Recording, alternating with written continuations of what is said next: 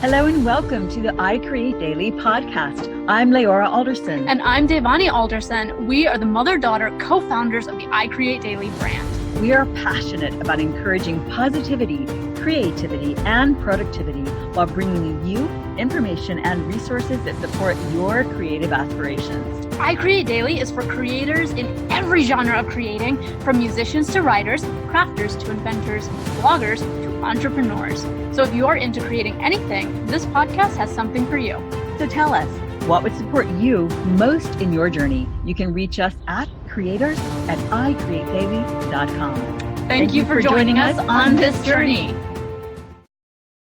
Hello and welcome to another coffee break on the iCreateDaily podcast. I'm Devani. And I'm Leora. And today our coffee break is going to be about an author whom we've been following on and off for a couple years. She's prolific in both the fiction and nonfiction realm, and she has lots of courses to help authors become successful authors themselves in the marketing. She has lots of fiction and nonfiction books, like I mentioned, and the author is Joanna Penn, whom we will also be releasing an interview in the next few days, and we just wanted to share some thoughts before that interview because we have a lot of authors in our crowd, and we know that writing books and selling books are two almost separate full-time jobs. And so we just wanted to dive in and give a little preamble to the interview.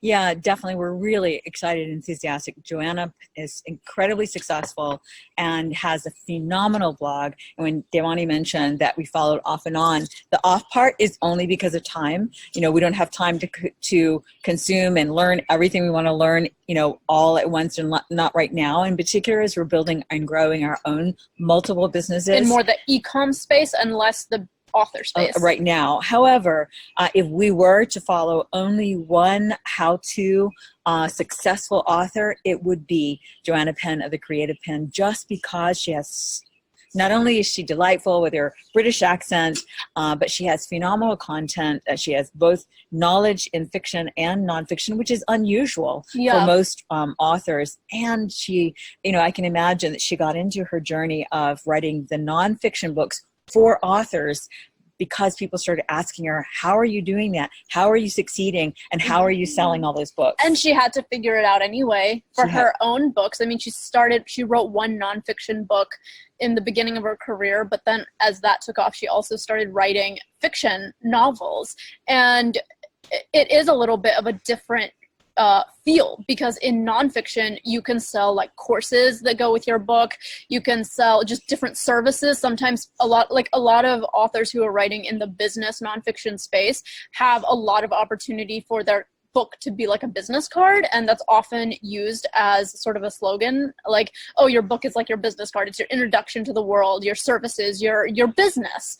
And with fiction writing, that's not necessarily as easy unless you come at it with an entrepreneurial approach. Yes. And you have a book and then you're like, oh, let me introduce you to my world, my fiction world, where we have products around it. We have, different franchise. And that's a lot of how like book franchising happens in like Hollywood and Disney. They do a lot of that. And so approaching writing as an entrepreneur, and as Joanna Penn calls herself, an authorpreneur, which is a really great way. And we're going to hear her describe her journey, but that is such a good way of looking at your creative craft if you're looking to make a business out of it, or at least enough income that you're happy with or it's livable. Yeah, in fact, now most writers, especially fiction writers, aspiring fiction writers, never think or want to think that they need to make their writing their business. They just want to write their books, get the stories in there that are always running in their heads out onto the screen and into print.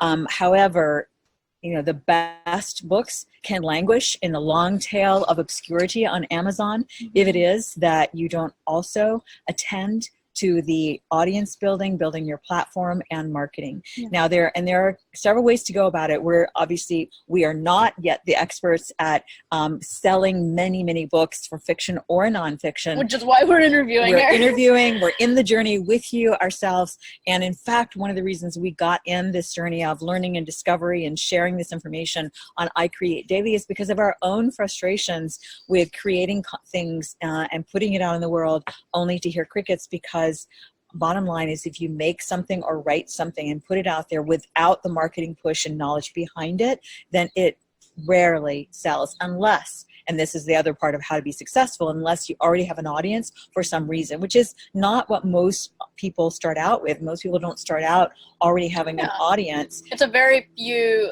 and far between case where you already have some leverage, or maybe you have a relationship with somebody who happens to have an audience, but you can't bank on that fact. Right. So, and many writers know, like, if this is you and you're thinking you really don't want to build an audience, you just want to write your books. Okay, so the other way that writers and authors can be successful if they don't want to build their own platform is to pay a lot of money to marketers and marketing firms and book publishing firms to do it for you.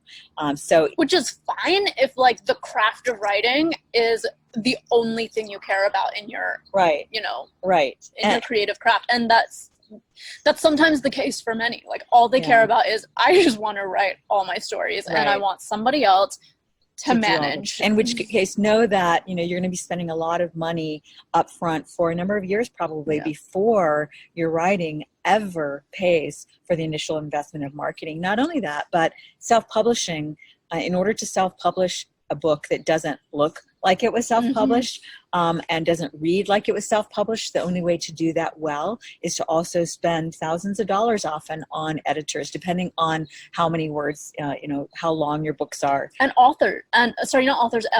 illustrators.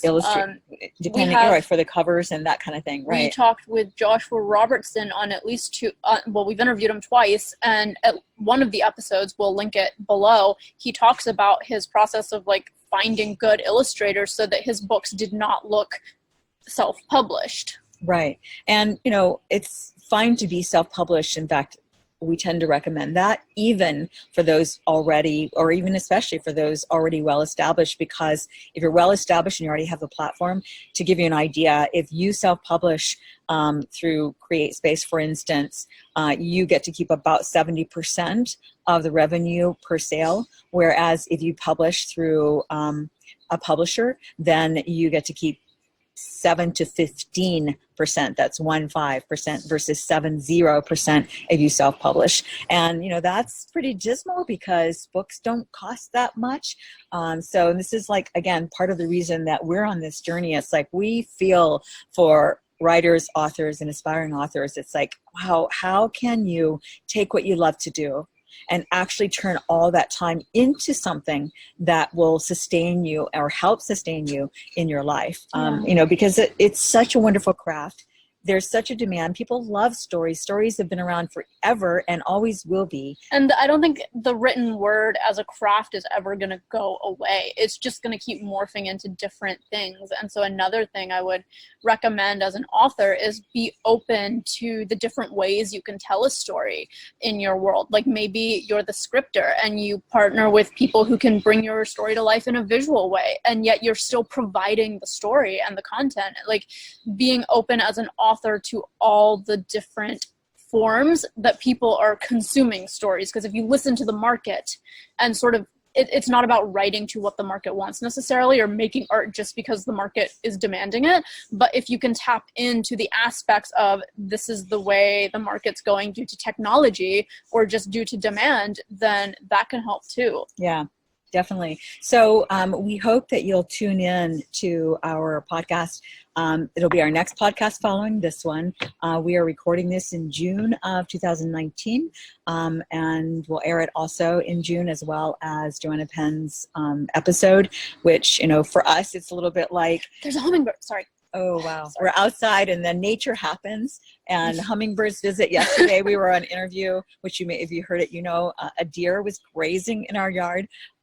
right basically in front of us. So anyway, that's always delightful. No, it's, this is like stopping to enjoy life's moments, right? It's important.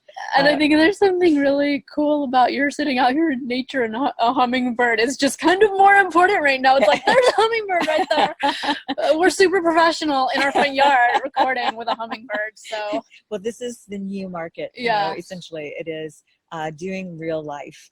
Totally. And that includes, don't be the author who is, put your book out there and then suffers silently because it's not selling, and you think it's you, or you think that, or you feel like giving up, because that was Joanna Penn back in 2007.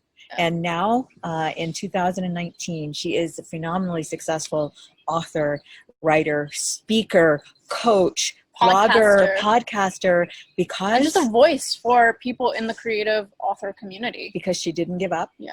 And she kept on going, and she kept learning. So she was determined when her first book didn't sell to learn how to do it. And that's what we're hoping that you'll do. Please let us know who you are, what you're doing, if you already have your book out there or are looking forward to it. And if you have tips for authors, if you're a successful author, let us interview you. We would love to be able to share what you've learned to shorten the journey for others. And, basically authors are often not in direct competition with each other, because if someone loves your book, then they're going to love your next competitor's book equally, and vice versa. They're going to love your genre. Yeah, your genre. So exactly. Yeah. So yes, we hope you'll tune in to the next podcast with Joanna Penn. And it's like, for us, it's a little bit like meeting a celebrity, because she is a celebrity. She gets invited around the world to speak as keynote also, as a successful author. And we'll be taking notes for our own books that we decide to publish and stuff. This is what we love podcasting for, to share information with you guys, to share information with us so that we can learn and we can be better informed and better equipped to help you guys and to help us. It's like a fun sharing community. I think she has about 10 nonfiction books on how to from career change to marketing, how to market your book to being healthy. Yeah. You don't necessarily think, and the thing about being a successful author is no matter who you learn from, you're going to have your own struggles, and it's not going to be an easy road just because you learn from somebody successful, but you don't necessarily have to make the same mistakes that they make. And you can make new mistakes, you can learn new things, and your journey will inherently just be different, and it's not going to follow the same path. Like there's no path to success necessarily. No one path to success, right? But there is things that we can learn. And sometimes the success is about our mindset around it. She has a mindset book. Sometimes it's about our own personal health that's blocking our way. And sometimes it's just, hey, we got to do the nitty-gritty marketing, even though we don't love it. Yeah. And there are ways around all of that. So see you on the next episode. And we're so excited. Yeah. So write to us at creators@iCreateDaily.com. Oh, and if you're going to say, we're so excited, sound excited. And this is our iCreateDaily model. Yeah, and by the way, so we'll also link to the article we've written on print-on-demand platforms. If you haven't already created your own art, mugs, t-shirts, whatever, throw cushions, canvas, wall canvas. It's so fun to do. But there's so many options, and we'll link to that article on print-on-demand and also t-shirt review companies, and we'll also link to our own store where you can buy iCreateDaily merchandise. Thanks so much. Bye, guys. Bye. Thanks so much for joining us for the iCreateDaily podcast. Please let us know what creatives you would like us to interview and what topics you would be interested in hearing more about. And if you enjoyed this show, please leave a review on iTunes. We value your feedback. We read all the reviews, and it just helps us get the word out on the iCreateDaily podcast. Thank you so much. Thanks so much.